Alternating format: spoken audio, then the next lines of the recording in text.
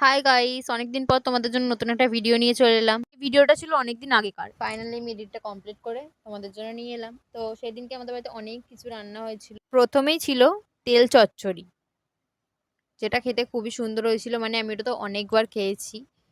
তারপরে কুমড়ো ভাতে, যেটা মা আমাকে প্রথমে দিতে ভুলে গেছিল, তারপরে দিয়ে দিল। কুমড়ো ভাতে উচ্ছে আলু ভাতে, এগুলো খেতে আমার সত্যি খুব ভালো লাগে। তো কুমড়ো ভাতে দিয়ে ভাতটা কমপ্লিট করলাম। তারপরে ছিল তো গেরি আলু দিয়ে তরকারি। এটা আমার মা খুবই সুন্দর করে, মানে আমি জাস্ট মানে আঙুল চেটে খাই এটা বলতে গেলে, এত ভালো করে। তারপরে ছিল বাটা মাছের ঝাল, কিন্তু বাটা মাছ আমার ঠিক অতটা ভালো লাগে না, তবে সেদিনে বাটা মাছটা খেতে খুবই সুন্দর লাগছিল। ঝালটা খুব একটা হয় না বলে ভালো লাগে না, ভাজাই হয় বেশি আমাদের বাড়িতে, তো সেদিন ঝালটা হয়েছিল, খুব সুন্দর লাগছিল। আর ভাজাও ছিল, ভাজাটা আমি খাইনি, মায়ের পাতে তুলে দিয়েছিলাম। তো আমার ভাত শেষ হয়ে যাওয়াতে মায়ের থেকে একটু ভাত নিয়ে নিলাম।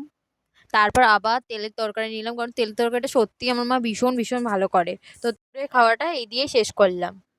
দুপুরে এতটাই খেয়ে ফেলেছিলাম, সেদিন সানডে ছিল, সেই জন্য একটু স্পেশাল কিছু আনানোর জন্য রাত্রি আনিয়ে নিয়েছিলাম কেএফসি থেকে চিকেন পপকর্ন, আর ছিল চিকেন স্ট্রিপস। এটা দিয়ে ডিনারটা সেরে নিলাম। আজকের মতো ভিডিওটা এখানেই শেষ করলাম। নতুন ভিডিও নিয়ে খুব তাড়াতাড়ি দেখা হচ্ছে, স্টে টিউনড। আর ভিডিওটা ভালো লাগলে একটা লাইক অ্যান্ড সাবস্ক্রাইব করে দিও।